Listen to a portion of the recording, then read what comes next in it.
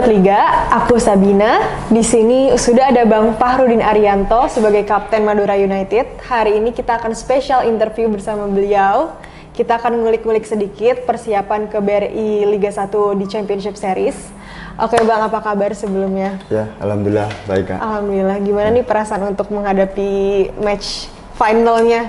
Ya, yang pertama seneng ya, kita bisa lolos ke Champion Series dan kita fokus untuk persiapan di laga pertama besok tanggal 15. Oke, Abang menilai gimana sih persaingan di BRI Liga 1 itu sendiri? Kan baru saja lolos nih, tim terakhir yang lolos.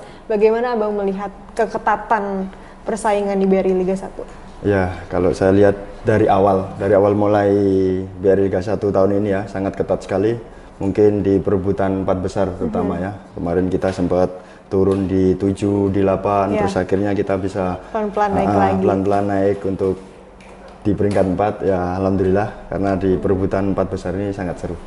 Alhamdulillah. Bang, menurut Abang apa sih yang buat Madura United bisa bersaing dengan tim lain meski status peringkat keempat harus diraih pada pekan terakhir nih? Ya, salah satu kita ya, konsistensi kita dari awal. Mungkin ada sedikit kita turun, tapi kita tetap bisa masih naik untuk dapat peluang. Jadi kita semangat kita masih terjaga, bukan kita udah turun ke bawah, jadi kita tetap ada di 5, 4 lagi, terus 5 lagi, jadi nggak jauh-jauh lah ya. Jadi motivasi kita di tim itu masih terjaga untuk tetap lolos di. Tapi memang semangatnya nggak kendor ya? Ya. Untuk meraih keempat besar itu? Ya, karena kita masih ada peluang terbuka sampai pertandingan terakhir kemarin, jadi teman-teman semua masih semangat untuk lolos 4 besar itu. Alhamdulillah. Berbuahkan hasil yang bagus nih. Iya.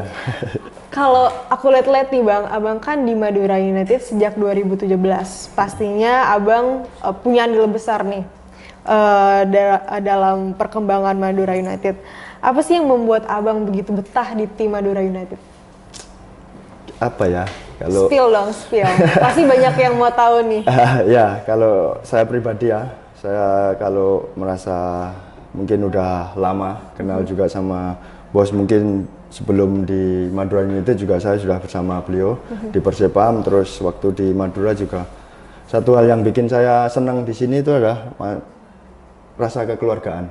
Oke. Ya, ketika kita di sini itu macam semua bisa bersatu, mulai dari official, mulai dari staf pelatih, mulai dari pemain sendiri, yang lokal maupun yang lokal lama maupun yang datang baru itu ya kita rangkul semua. Jadi mungkin hal-hal kecil yang mungkin tidak bisa dirasakan di tempat lain lah. Kadang kita bisa gitu lah. Nah, tapi di sini kita bisa merasakan itu. Jadi kita yang senior mungkin bisa berbaur dengan yang baru juga mungkin nggak sungkan sama yang senior. Nah, hal-hal seperti itulah yang bikin betah juga di sini. Berarti kulturnya memang sudah kekeluargaan ya Bang? Ya, itulah satu hal yang bisa betah di sini. Oke. Dalam kurun waktu dari 2017 sampai saat ini, pasti ada dong tim lain yang melirik Abang nih. Tapi kenapa sih Abang tidak tergiur gitu dari penawaran tinggi dari tim lain? Ya, satu hal ya seperti yang tadi saya bilang. Kekeluargaan, selain kekeluargaan Abang. Mungkin ya kalau saya secara pribadi mungkin saya kalau udah merasa nyaman, mungkin ya di sini saya udah merasa nyaman. Pindah-pindah kali gitu ya. Ketika ada tempat baru mungkin saya pikir, aduh nanti belum tentu ketika saya pergi dari sini mungkin secara uang kita bisa dapat yang lebih, tapi ada rasa yang kenyamanan, misal dan memilikinya main bola mungkin kalau saya merasakan ya main bola juga bukan cuma masalah uang aja kan, kita di lapangan juga banyak faktor yang mempengaruhi ya. Mungkin di sini saya udah merasakan nyaman, jadi mungkin ya udah di sinilah, karena mungkin di lapangan juga saya bisa mengeluarkan kemampuan terbaik saya, jadi nggak pikir yang lain-lain itu. Yang penting targetnya sudah ini ya on track gitu loh. Jadi nggak cuma tentang uang nih Sobat Liga. Bang, kalau aku dengar tadi dari tim Abang kan umurnya sudah 35 tahun nih. Betul. Sudah termasuk di peak karir Abang. Apa yang membuat Abang bisa masih punya stamina atau perform dengan baik? Apa tips and triknya untuk pemain muda mungkin? Ya, kalau mungkin saya ya motivasi. Untuk menjaga tetap motivasi. Ketika kita sudah berusia mungkin di usia saya ya 30 lebih, kadang pemain itu udah motivasinya udah ada. Yeah. Saya udah tua. Nah, kalau saya pribadi sih ya udah 30 lebih, tapi ya jangan sampai kalau di lapangan jangan sampai kalah sama yang muda-muda lah. Ya, terus yang untuk menunjang itu ya di luar lapangan kita masalah istirahat, masalah konsumsi makanan itu ya harus kita jaga. Beda kalau di usia mungkin 23, 25 mau makan apapun mungkin masih bisa fit, masih bisa lari, tapi kalau di 30 lebih harus saya merasakan sendiri ya harus istirahatnya lebih terjaga dan makannya juga itu. Aku aja yang 26 juga udah mulai jaga makan nih Bang. Gimana yang agak 30-an ya? Itu. Bang, Abang kan di 2012 pernah memperkuat Persepam Pamekasan. Betul. Apa periode itu yang membuat Abang mengenal dengan budaya Madura sehingga betah nih dengan kultur Madura yang tadi, yang kekeluargaan, kompak? Dulu waktu saya pertama ke sini itu habis AFF, ada tawaran di sini. Ya. Terus tim sebelum saya di Sleman itu kan di kasta bukan top levelnya kan. Nah, jadi aku ambil keputusan, wah saya harus untuk tetap di timnas, saya juga harus tetap di liga top level. Akhirnya Madura sini ya salah satu yang bikin kaget waktu pertama saya ke Madura itu ketika kita latihan. Kita latihan waktu di Pamekasan itu penonton di lapangan itu macam kayak pertandingan. Nah, padahal di lapangan kampung itu banyak sekali pemain. Antusiasnya penonton. Tinggi banget ya. Antusiasnya waktu itu 2012 atau 13 ya pertama itu. Itu yang bikin kaget. Mungkin di tim sebelumnya nggak seperti itu ya, mungkin ya mungkin Madura juga mungkin tim pertama yang di level tertinggi kan di ISL waktu itu. Jadi mungkin masyarakat Madura waktu itu masih semangatnya pengen lihat. Jadi di lapangan itu penuh, kita datang itu cuma latihan, kita datang itu udah di lapangan di pinggir itu udah penuh.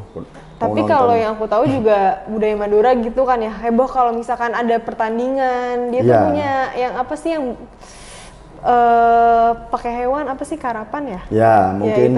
Mungkin juga gara-gara banyak yang atraksi-atraksi seperti itu, jadi masyarakat Madura antusias terhadap olahraga juga tinggi mungkin mungkin yang pertama juga ya ketika sapi kerap misalnya balapan sapi itu mungkin udah banyak orang yang nonton, tapi ya sepak bola ini baru mungkin hal yang baru di Madura, jadi antusiasnya cukup tinggi. Gitu. Oke.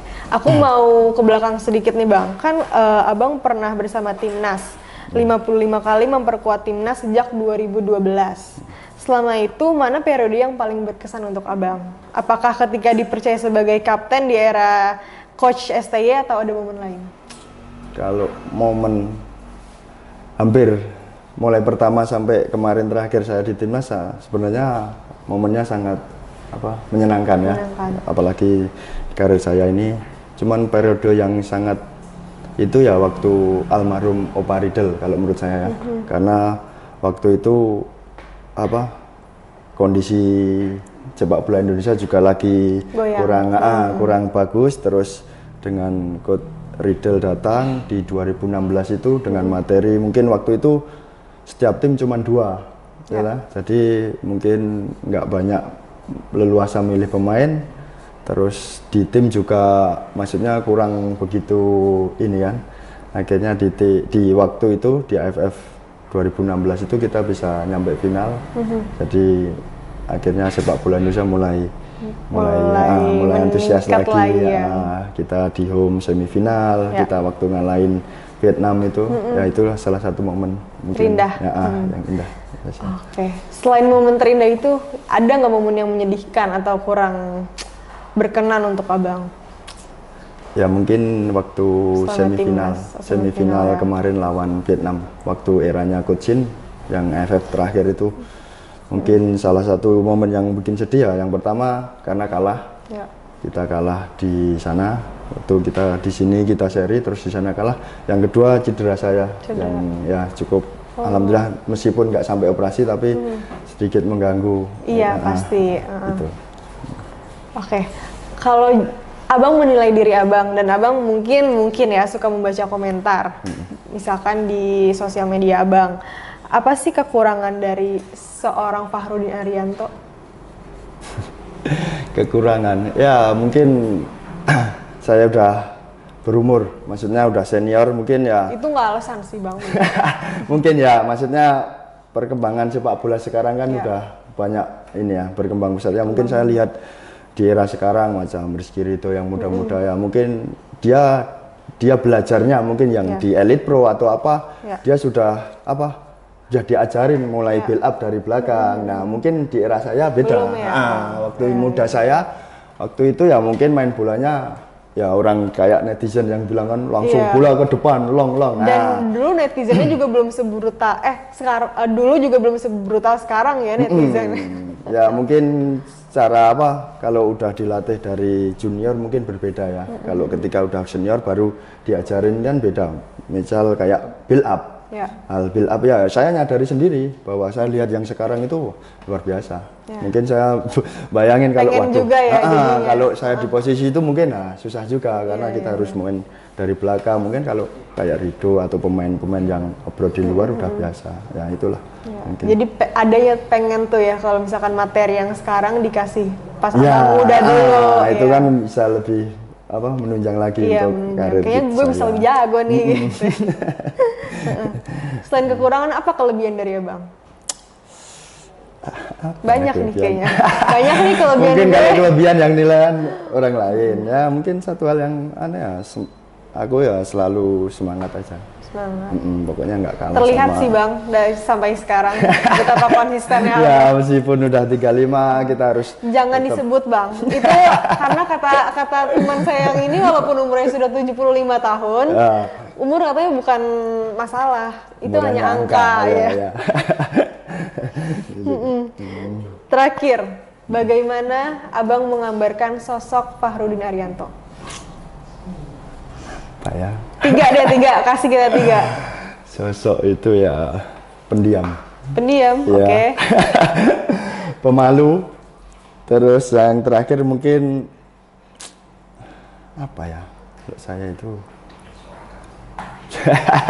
Ayo boleh nih timnya yang ini, yang bantuin apa? Satu lagi. Makasih. Ya mengayomi lah. Mengayomi.